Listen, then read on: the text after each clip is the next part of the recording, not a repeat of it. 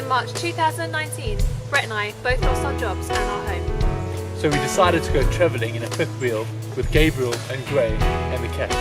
This is the story of our adventures. Hey guys, we're going to do another video on preparing your RV for the winter. We've decided to stay in the Arctic for one more winter. We enjoyed it so much. So we're like 300 kilometers north of the Arctic Circle here, so it gets really cold. And we've got a standard sort of American RV. Last year we bought the skirt that went around the RV and we put that up, and it really did help with the cold, because we have the water underneath and it freezes and all of that. So it did help, but not that well. So what we did is we piled snow against it to sort of insulate a little bit, which did work. So because we are here one more year, obviously we learned a lot from the year before, so we tried to do something a little different.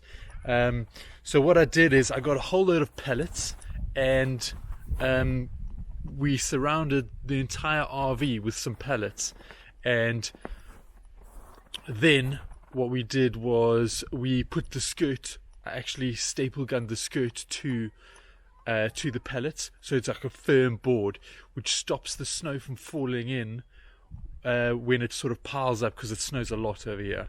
And so that was the first thing that we did differently. And then the next thing we did was, instead of just having the skirt inside or outside, we lined inside of the skirt or underneath the RV with some 75mm and 100mm insulation board. That has made a huge difference to the temperature underneath the RV. So it's changed the game quite a lot, because the water underneath, where we empty the waste and where the water comes in, it's freezes, because it gets to like minus 21 here or something like that. I think the coldest we had last year was minus 35, but winter's just starting now, so it's kind of warm now. It's like minus 6 degrees, so like I don't know, like 29 degrees Fahrenheit or something like that. So we've got a couple of things that we do to stop the water from freezing. We've insulated the hose pipe, and we've run our cable which supplies the RV with this electricity inside that insulation, and that stopped it from freezing the entire winter. So that was, that's an amazing cheap way to stop your hose from freezing at below zero. This is where the electricity goes into the RV. You can see how underneath the RV we have attached the core cable to the hose pipe. Because it's just warm under there, it's it's above zero with all the insulation that we have, and it's just that tiny little bit that goes into the RV that's copper, that hasn't got any cable on it, is what freezes if it gets really cold.